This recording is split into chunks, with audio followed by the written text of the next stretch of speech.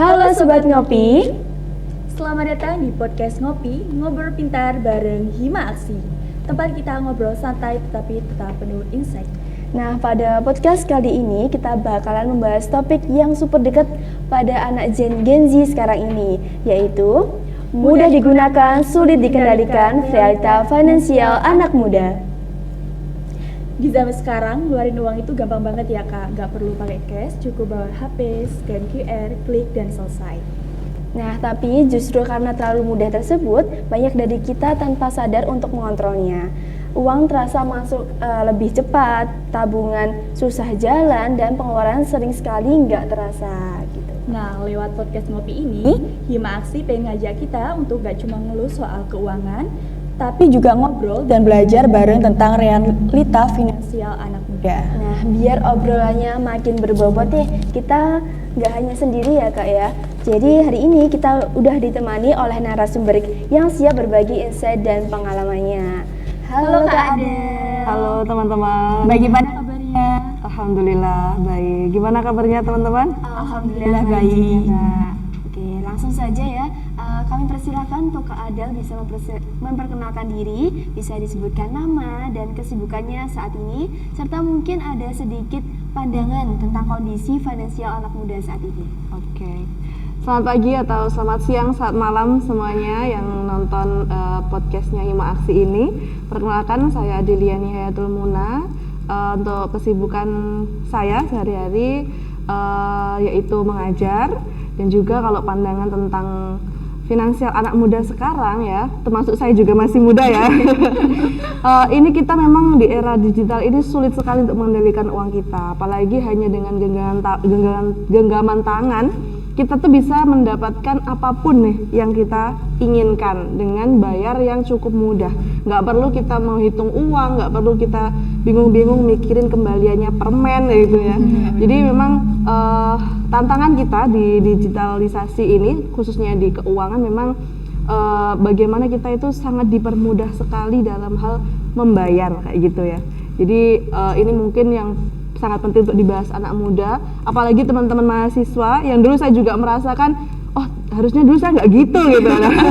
Dan itu beberapa penyesalan yang ingin saya sharingkan juga ke teman-teman kayak gitu. Menarik ya, dari perkenalan tadi, dari background dan pengalaman yang telah disampaikan, kelihatan kalau topik finansial anak muda saat ini memang dekat banget dengan kehidupan sehari-hari kita. Betul. Oke, langsung aja kita mulai ke pembahasan utama ya kak. Ya. Dari era zaman sekarang nih kak, karena mudahnya kita untuk pembayaran, pastinya kan ada kesalahan finansial yang sering banget dilakukan gitu ya. Okay. Nah mungkin gimana sih agar kita tuh bisa menghindarinya dari awal? Oke, jadi kesalahan finansial kita ya, apalagi ini kita bicaranya ketika mungkin waktu kuliah gitu.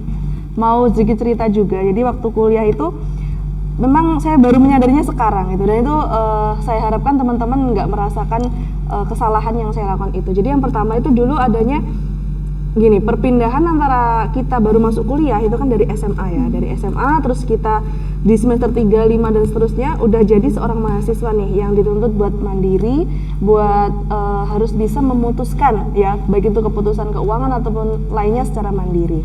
Nah kesalahannya adalah kita ikut-ikutan sama temen. Artinya apa? Jadi ketika kita masuk ke dunia baru, khususnya di kampus, kita akan terbawa arus nih kalau nggak bisa menahan diri, kayak gaya hidup kayak gitu contohnya.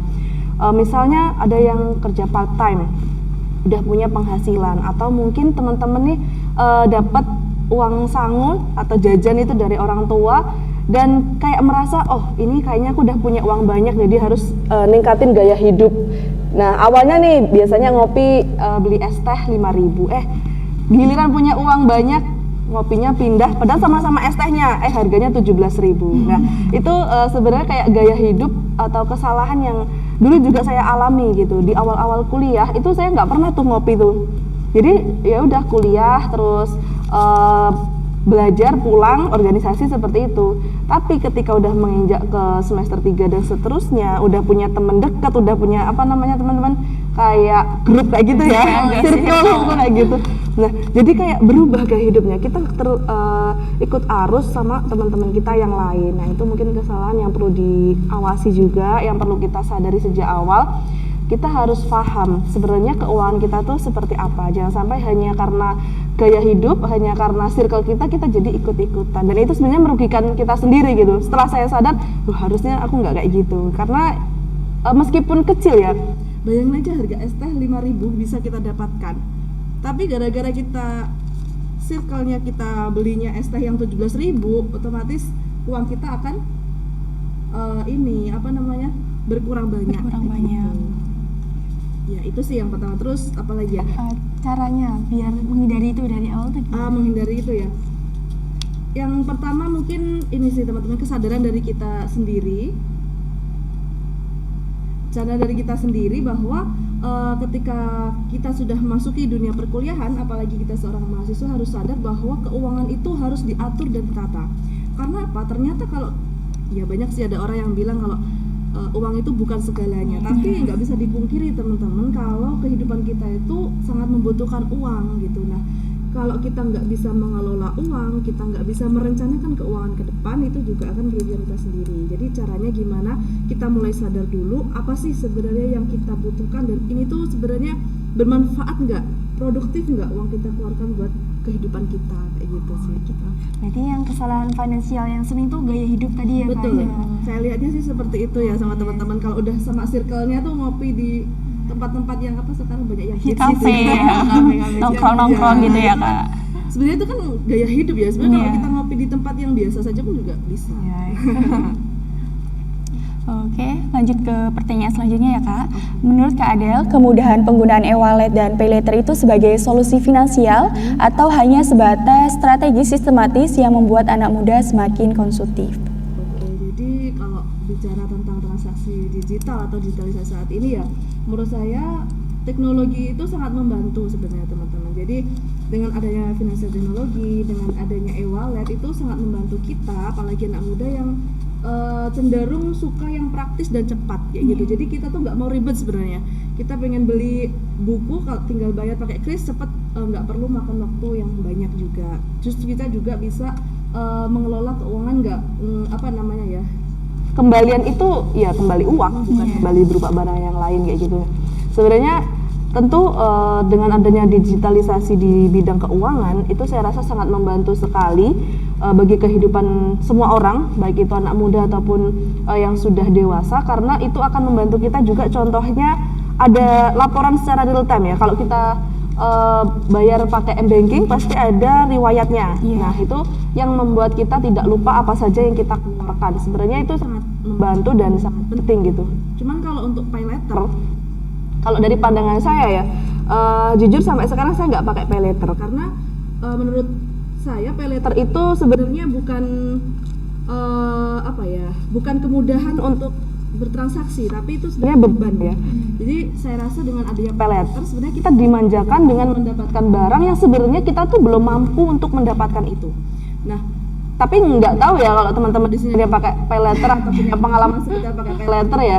Jadi kalau menurut pandangan saya bahwa paylater itu sedikit berbahaya untuk kita, karena kita merasa bisa mendapatkan sesuatu dengan mudah, padahal kita tuh belum mampu untuk membayar. Nah, gitu kan. Kalau paylater kan bisa kayak cicilan gitu ya. Nah, gitu. Jadi menurut saya paylater tuh ya beban ya. Jadi dengan adanya kemudahan digitalisasi, kalau kita bijak sebenarnya itu bagus banget dengan kehidupan kita sekarang, sangat membantu. Dan apalagi kalau contohnya e-commerce.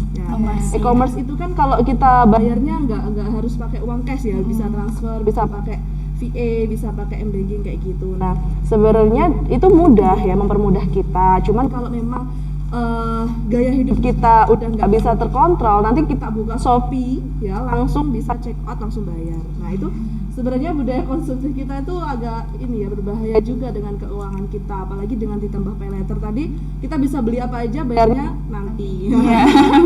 Nah, itu mungkin menurut saya positif negatifnya dengan adanya digitalisasi di bidang keuangan. Yang penting adalah gimana sih kita itu bisa mengendalikan diri kita, bagaimana kita bisa mengatur gaya hidup kita. Jangan-jangan bisa punya pendapatan banyak gaya hidupnya juga naik, itu kan sama aja ya. Jadi kembali ke diri kita sendiri. Kalau digitalisasi menurut saya harus kita gunakan dengan bijak ya, biar nanti kita nggak terjerumus di kemudahan-kemudahan yang aslinya itu mendorong kita untuk menghabiskan uang kita. Setuju banget sih sama Iya kan? sebenarnya Kak Adel. Kayak paylater sekarang ini mungkin mudah di awal, tapi nanti di akhirnya kita yang bakal kerepotan buat bayar gitu. Itu kayak pinjol juga kan, Iya, mudah-mudahan kita iya. dapat tinggal foto KTP aja kita udah dapat uang loh tuh. Benar-benar. Oke. Next selanjutnya ya Kak. Mungkin ada tipsnya dong Kak untuk mahasiswa yang lagi kena pengeluaran tuh di luar kendali itu gimana? Oh, di luar kendali gitu ya. Mungkin tipsnya berdasarkan pengalaman aku aja ya. Jadi dulu itu seperti yang aku ceritakan tadi, memang di awal-awal kuliah itu aku bukan orang yang suka ngopi, bukan orang yang suka keluar, suka jajan, tapi setelah punya teman dekat, punya circle, kemudian juga dikenalkan di tempat-tempat ngopi kayak gitu, akhirnya aku juga ikut arus gitu. Nah, itu penyesalan yang ingin saya sharingkan. Jadi pada waktu itu memang ada uang ya, saya punya uang, terus saya tuh belum memahami nih kalau ternyata menabung itu penting kayak gitu. Ternyata uang di masa depan atau cadangan itu penting. Nah, jadi karena kesalahan itu akhirnya ketika lulus kuliah ya, aku tuh nggak punya tabungan. Nah, jadi wah, itu kayak penyesalan banget ya. Sedangkan ternyata setelah S1 itu baru sadar kebutuhan kita banyak, kayak kita mau, ini pandangannya misal teman-teman setelah kuliah tuh mau kerja atau mau lanjut studi lagi kayak gitu. Nah, itu kan perlu perencanaan keuangan. Nah, jadi ketika di waktu kuliah kita nggak bisa ngelola keuangan, ya itu akan kesulitan juga di masa depan. Nah, gimana sih caranya? Kalau menurut aku sih yang pertama, jangan kebalik ya konsepnya. Kalau kita punya uang itu ya kita sisihkan dulu buat nabung. Jadi jangan nabungnya adalah sisa gitu kan. Biasanya begitu kan. Ini kita beli jajan dulu dan sebagainya, masih ada sisa uang 10.000, nah baru ditabung. Nah, kalau bisa ya kita sisihkan dulu nih berapa sih yang mau kita tabung, misalnya 20% dari uang yang kita punya. Kita tabung dulu, nah sisanya itu kita gunakan buat kebutuhan kita. Jadi ternyata yang paling penting itu kita sadar bahwa kebutuhan itu beda sama keinginan gitu. Karena ternyata keinginan itu banyak banget teman-teman, dan ya memang agak beda tipis sih dengan kebutuhan gitu. Cuman setelah saya amati bahwa ternyata yang saya lakukan dulu itu adalah mengikuti keinginan, ternyata bukan kebutuhan kayak gitu. Jadi itu yang agak sulit memang dikendalikan di usia-usia muda, karena kita juga sedang bergejolak juga untuk mencari jati diri, sedang beradaptasi dengan teman, ya kan. Kalau punya circle apalagi suka ngopi gitu, itu kan seneng banget ya. Setelah kuliah terus ngopi, tugas gitu nah ya gitu. Oh ya juga kayak itu kan kayak kebiasaan gini. Aku nggak bisa ngerjain tugas kalau nggak ada di tempat yang sepi, nggak ada di tempat yang ber-AC kayak gitu. Loh, di perpustakaan kan juga bisa sebenarnya. Nah, cuman itu harus bisa membedakan sih sebenarnya, kayak apakah yang kita lakukan itu sudah sesuai dengan pengeluaran kita atau manfaatnya itu udah kembali sesuai dengan pengeluaran kayak gitu sih kalau aku. Jadi gaya hidup boleh gitu ya Kak ya. Boleh tapi, banget. Tetap diutamakan tabung dulu buat cadangan. Iya, itu sih yang pesan aku. Jadi jangan sampai nanti teman-teman nih lulus kuliah S1 nggak punya tabungan ya. Harus mulai dari sekarang ini Kak. Iya, betul banget. Jadi kayak menyesal gitu saya. Alhamdulillahnya Kak, menurut saya sih ya belum terlambat-terlambat amat ya saya sadarnya, dan sudah mulai menabung dan lain sebagainya, menyisihkan uang, membedakan mana sih yang keinginan, mana kebutuhan. Nah, itu penting banget. Jadi biar teman-teman nggak terjerumus ke ambisi buat mendapatkan segala sesuatu kayak gitu sih. Sekarang itu ada istilah pain of payment atau rasa sakit saat membayar. Nah, seberapa jauh e-wallet dan fitur one click payment menghilangkan rasa bersalah kita saat kita itu menghabiskan uang nih Kak? Oke, jadi karena dengan kemudahan tadi ya, kita kalau mau bayar tinggal satu klik aja, kita tinggal buka m-banking, kita tinggal kris sudah bisa bayar kayak gitu.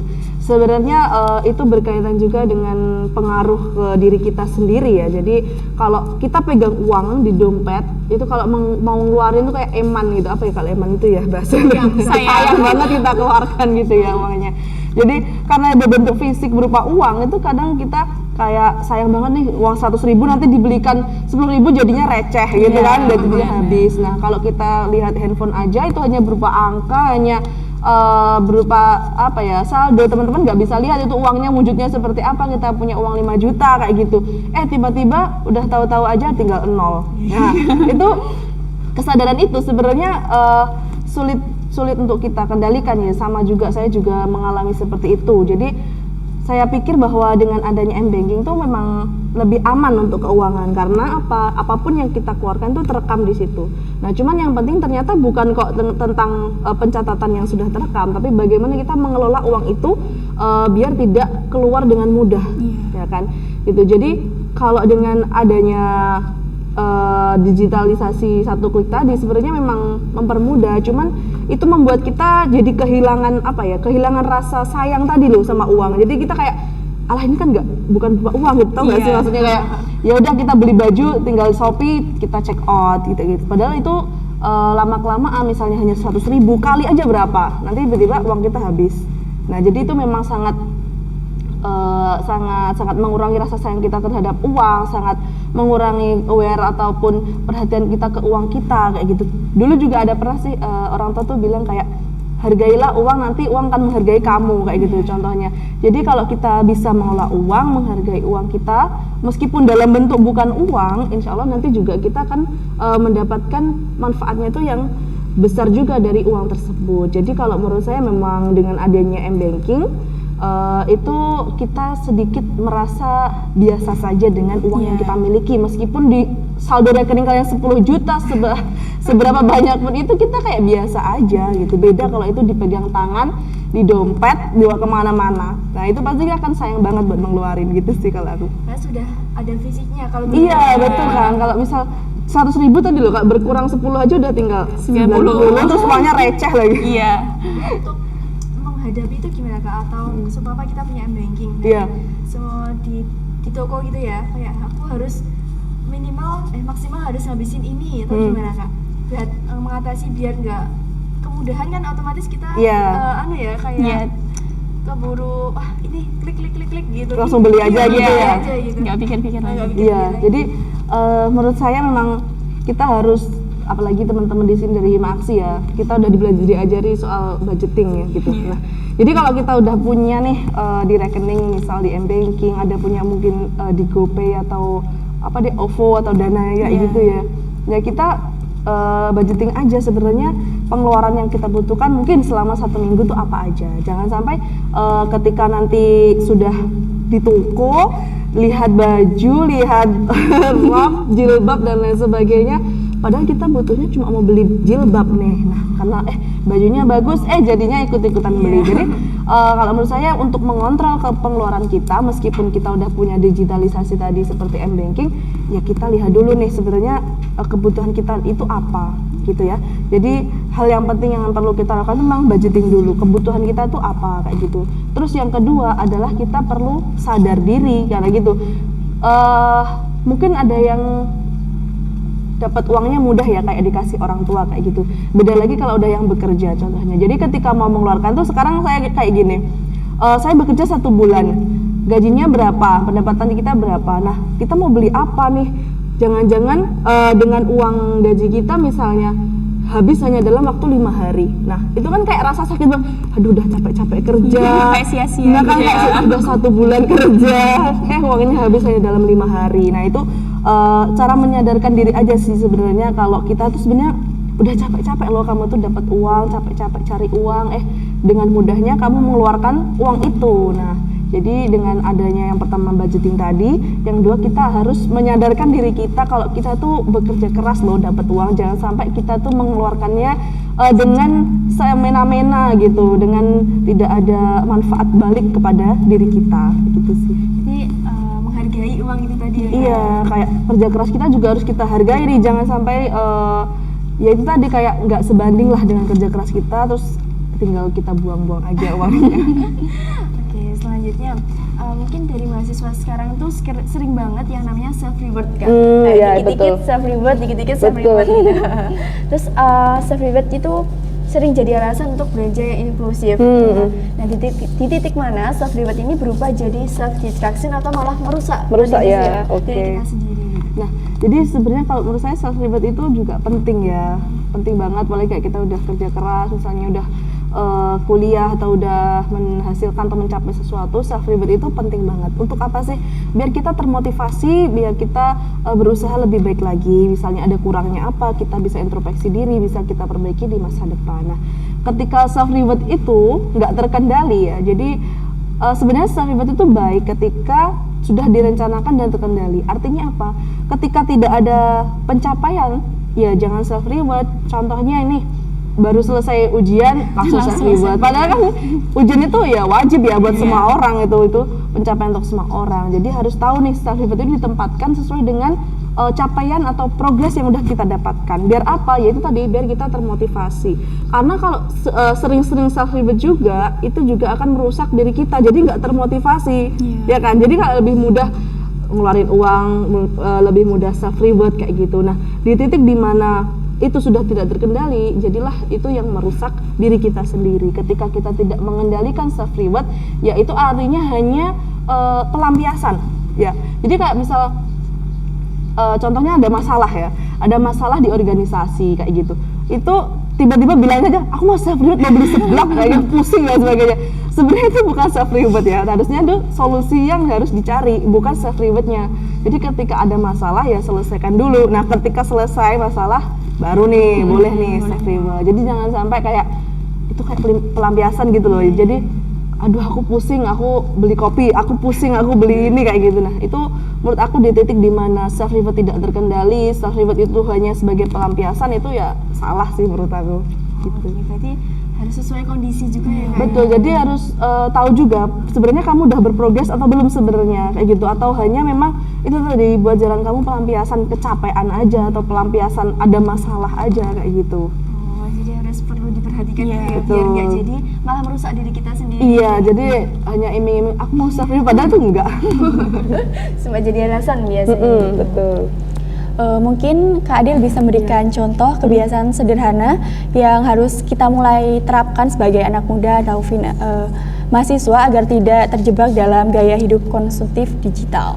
Oke, jadi gaya hidup konsumtif digital itu ya kita tuh menurut saya yang pertama karena pengalaman saya waktu itu nggak mencatat sih sebenarnya. Kayak pengeluaran tuh ya udah kita nggak tahu uangnya kemana. Terus meskipun di m-banking itu ada catatan pengeluaran seperti itu, sebenarnya yang perlu itu ya mencatat budgeting tadi. Ketika sudah budgeting terus kita evaluasi. Nah, kira-kira contohnya nih kan banyak juga ya sekarang aplikasi untuk membantu kita mencatat pengeluaran. Ya kan ada misalnya jajan berapa kayak gitu, terus buat bensin berapa, buat latihan atau buat ikut webinar berapa. Nah, itu sebenarnya sangat membantu sekali nih kita mengelola keuangan. Kira-kira ketika 1 minggu itu kita evaluasi, oh ternyata jajan kita tuh lebih banyak daripada peningkatan soft skill misalnya. Nah, itu bisa jadi evaluasi buat teman-teman mahasiswa. Ya mungkin tantangannya adalah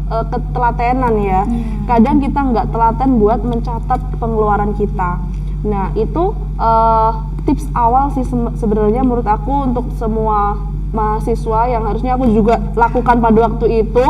Agar apa sih? Agar itu merupakan cara untuk menyadarkan diri sendiri dan itu bisa terkendali. Artinya apa? Ketika kita sudah tahu, oh ternyata soft skill kita tuh udah banyak kita keluarkan pakai uang kita. Jadi nggak apa-apa nih mungkin minggu depan kita beli jajan atau mungkin dengan melihat seperti itu, oh kebutuhan kita ada yang belum terpenuhi kayak gitu. Jadi harus menurut aku bisa dimulai dengan mencatat dan juga budgeting apa sih kebutuhan kita dan mengevaluasi pengeluaran kita baik itu selama 1 minggu ataupun 1 bulan kayak gitu sih. Jadi sekarang tuh yang penting tuh dari pengelolaan uang itu ya kayak Betul. mencatat. Karena kemudahan tadi ya, karena dengan kemudahan kita bisa dapetin apa aja dengan gaya hidup konsumtif kita ya, yang bisa kita lakukan adalah mengendalikan diri kita sendiri tadi.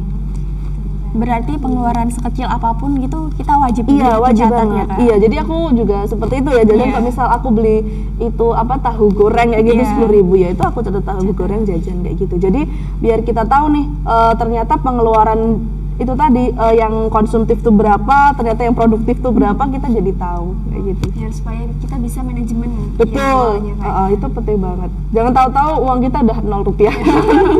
Sering banget ya. Iya, terus kaget uangnya kemana. Uangnya kemana karena nggak ada ini catatan ya. Betul. Iya. Selanjutnya karena kemudahan transaksi digital tersebut kan sering Iya. banget yang kita bisa sebut sebagai kemajuan teknologi. Iya, betul. Nah, apakah kita tuh udah benar-benar yang bisa dikatakan melek finansial atau malah justru kita tuh hanya makin pintar belanja tapi malah makin lemah untuk mengendalikan diri? Oke. Jadi dengan adanya kemajuan finansial itu ya sebenarnya itu kembali ke diri kita. Kalau mau meningkatkan literasi keuangan, tentu itu akan menjadi nilai buat kita bahwa kita tuh sudah melek tentang teknologi finansial gitu. Bukan berarti kita jadi pintar belanja.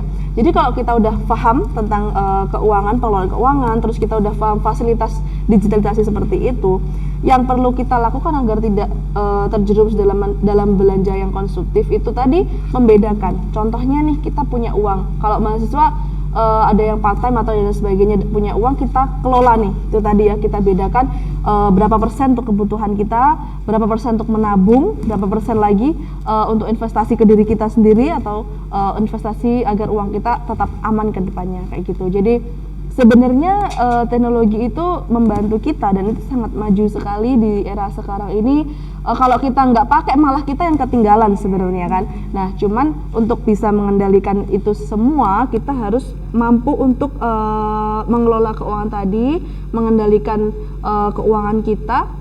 Kalau sekarang saya mau menyampaikan bahwa seberapapun uang kamu, jangan sampai tidak berinvestasi atau tidak menabung gitu.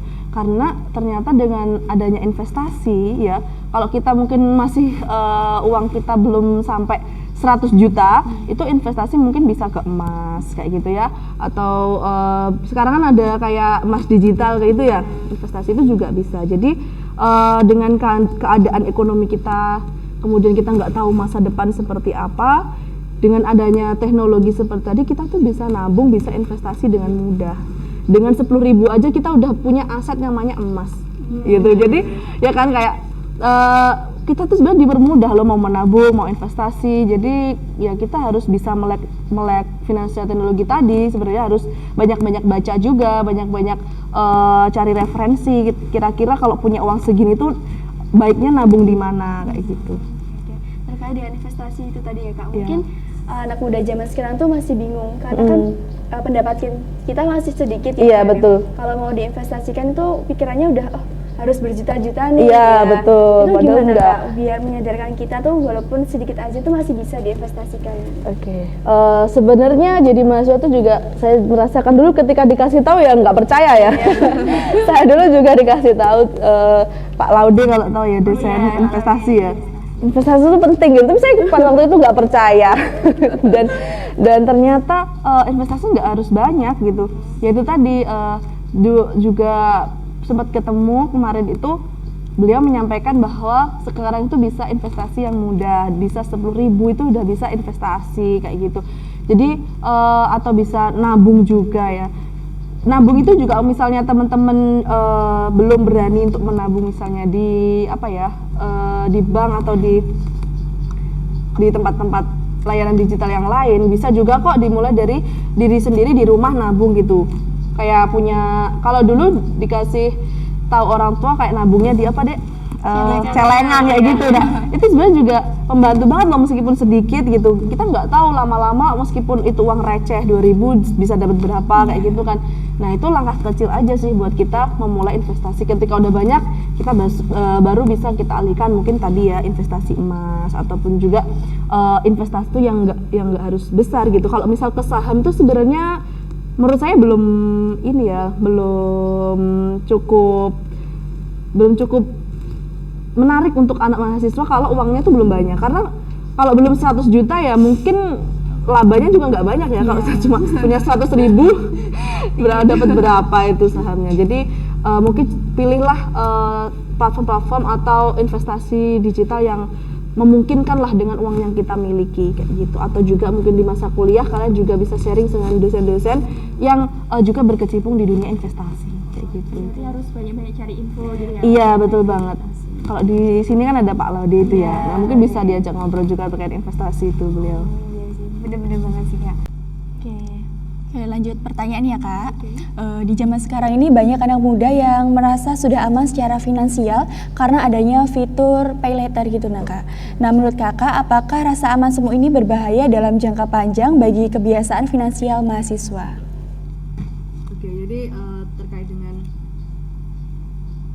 rasa aman itu ya dengan adanya teknologi finansial tadi, sebenarnya kalau menurut saya rasa aman untuk kita apalagi mahasiswa itu kalau kita udah punya dana cadangan tadi. Jadi kalau dana cadangan itu sebenarnya akan membuat kita jadi nggak khawatir nih ke depannya seperti apa, apalagi kondisi masa depan kita nggak ada yang tahu kayak gitu ya. Jadi dengan rasa aman yang sesungguhnya itu adalah kita punya dana cadangan, entah itu dana cadangan secara cash atau dana cadangannya di salah satu tabungan kita, itu sangat penting untuk menumbuhkan rasa aman. Nah kalau kaitannya dengan pay later tadi itu sebenarnya ya tadi ya kayak sebenarnya rasa aman yang semu dan itu sangat berbahaya untuk jangka panjang karena sebenarnya pay later itu kan beban ya kan, setiap hari kita mikirin biar dapat uang untuk membayar cicilan di bulan ini kayak gitu. Jadi kalau pay later kita jadikan alasan bahwa kita aman untuk keuangan itu sebenarnya menurut saya salah karena kita bisa mendapatkan barang dengan mudah tapi aslinya kita itu belum mampu loh buat beli itu, kita belum mampu loh buat mendapatkan barang itu. Nah sebenarnya itu hanyalah beban dan juga hanya ikut-ikutan tren ya kan, dan akhirnya akan merugikan keuangan kita. Jadi kalau memang ingin rasa aman, kemudian kalau katanya sih apa financial freedom kayak gitu ya, itu ya kita punya dana cadangan tadi, jadi ke depan kita nggak akan bingung misalnya dana cadangan kita cashnya 2 juta kan gitu kan, atau bisa kita investasikan di yang platform-platform misalnya di emas atau yang lainnya, itu ya itu baru rasa aman. Jadi malah rasa amannya itu ketika kita nabung atau investasi gitu ya. Jadi kita punya dana cadangan buat masa depan kita gitu Karena sih. itu uang kita sendiri. Iya, kan kalau pay later bukan uang kita ya. Iya benar. Dipinjemin gitu ya. Dipinjemin. Oke. Selanjutnya nih Kak. Nah, di media sosial akhir-akhir ini itu kan sering sekali menampilkan gaya hidup orang yang berbeda-beda. Iya. Ya, yang mungkin terlihat normal, tapi sebenarnya tuh tidak semua orang mampu menjalaninya. Seperti yang di Instagram, di TikTok itu kan gaya hidupnya benar-benar mewah sekali ya. Tapi kita nggak tahu di baliknya gimana. Nah, sebenarnya seberapa besar sih Kak pengaruh tekanan sosial ini terhadap keputusan finansial anak muda? Oke, jadi terkait dengan keputusan keuangan kita, apalagi dengan tren sekarang, tren TikTok, tren Instagram dan sebagainya itu sangat mempengaruhi kita. Pertama, menurut saya tekanan sosial itu gak hanya datang dari media sosial ya. Yang pertama adalah pertemanan atau pergaulan. Itu akan mempengaruhi diri kita karena gak bisa dipungkiri ketika mahasiswa bersosialisasi dengan temannya itu akan membawa dampak ke keputusan keuangan. Contohnya kita sudah memutuskan 1 minggu ini kita udah ngeluarin banyak buat jajan, diajakin teman kita buat beli misalnya gacoan gitu. Itu kan kayak aduh gimana ya, beli nggak ya.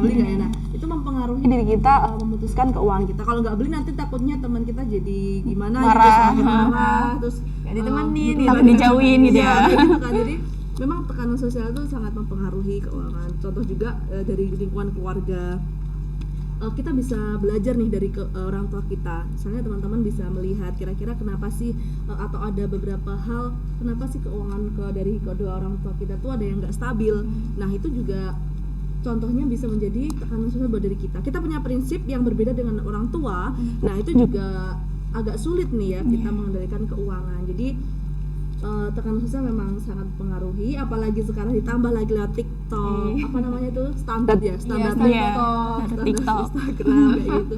Wah itu sangat berat sih, sebenarnya tantangan berat banget buat mahasiswa, buat anak-anak muda yang sebenarnya kita nggak tahu mereka itu sebenarnya emang punya duit atau enggak, sebenarnya mereka hidupnya seperti itu atau enggak aslinya. Nah jadi jangan sampai ikut arus, jangan sampai dengan melihat media sosial tadi kita jadi terpengaruh nih tentang prinsip keuangan kita.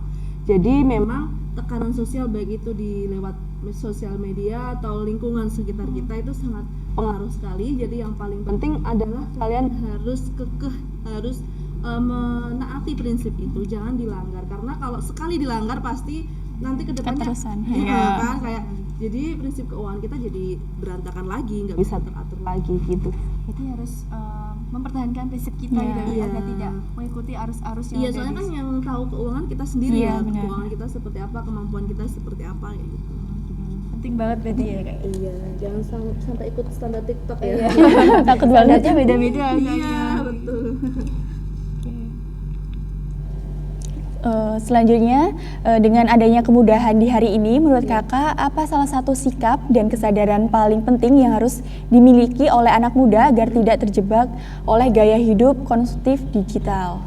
Oke, jadi sebenarnya kayak tadi ya, kalau di era sekarang ini satu hal yang perlu disiapkan dari awal itu adalah kesadaran diri atau mindset kita tentang uang kita, bahwa ya uang itu nyata, baik itu bentuknya fisik atau bentuknya digital, itu uang ya. Jadi itu perlu kita sadarkan diri kita bahwa kita harus mengelola uang itu.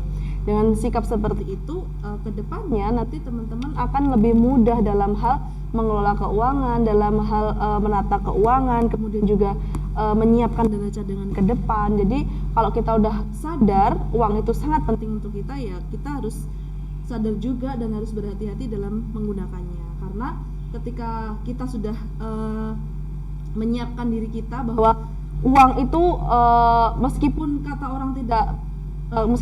orang itu tidak segalanya pakai uang, tapi uang itu akan memenuhi kebutuhan kita.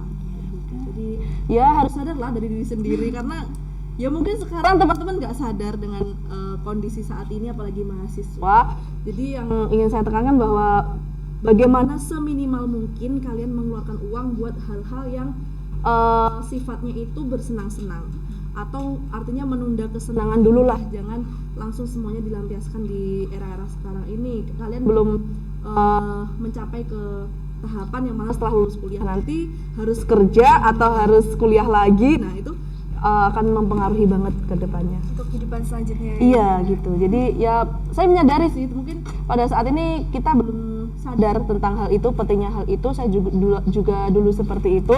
Pesan saya adalah teman-teman minimalkan pengeluaran untuk hal-hal yang bersenang-senang itu aja sih. Betul. Jadi harus pintar-pintar mengelola keuangan gitu Iya, ya, Kak? betul. Nah, dari obrolan kita tadi bisa dilihat kalau finansial itu bukan tentang hanya seberapa besar uang yang kita punya, tapi seberapa bijak kita dalam mengelolanya. Seperti harus menyisihkan uang buat tabungan, buat cadangan itu. Kita boleh gaya hidup gitu ya Kak ya, cuma jangan keseringan. Kita harus memperhatikan terkait dengan cadangan uang yang tadi.